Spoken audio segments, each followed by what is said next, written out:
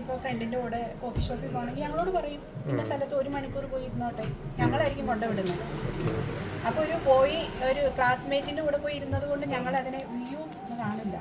It's A very common real സാധനം. അങ്ങനെയാണ് നമ്മളങ്ങനെ കണ്ടാൽ മാത്രമാണ് ഇന്നത്തെ കാലത്ത് കുട്ടികൾ നമ്മുടെ കൂടെ നിൽക്കുള്ളൂ. അല്ലെങ്കിൽ അവരുടെ ഒരു സ്പേസിൽ അവർ ഒളിച്ചോടും, ഹൈഡ് ചെയ്യും.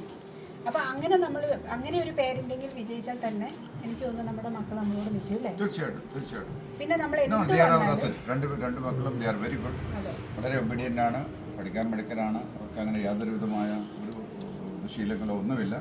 അത് തന്നെ ഒരു വലിയ ദൈവാനുഗ്രഹമാണ്. എന്ത് പ്രശ്നം വന്നാലും അവർ നമ്മുടെ അടുത്ത് പറയാനുള്ള സ്പേസ് കൊടുത്തു കഴിഞ്ഞാൽ നമ്മളവരെ കേൾക്കണം അല്ലേ? അവർ പറഞ്ഞത് വിമർശിക്കാണ്ട് അവർ പറഞ്ഞ് മനസ്സിലാക്കണം. കേട്ടിട്ട് അവര് നമ്മുടെ അടുത്തേക്ക് ഓടി വരാവുള്ളൂ.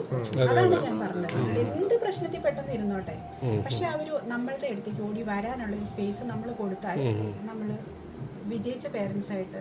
എനിക്കറിയില്ല കേട്ടോ ബാക്കി പേരൻസിന് ഞാൻ ഈ പറയുന്നതിനെ അക്സെപ്റ്റ് ചെയ്യുമെന്ന്, പക്ഷെ എൻ്റെ എക്സ്പീരിയൻസിൽ നിന്ന് അതാണ് ചെയ്യേണ്ടത്.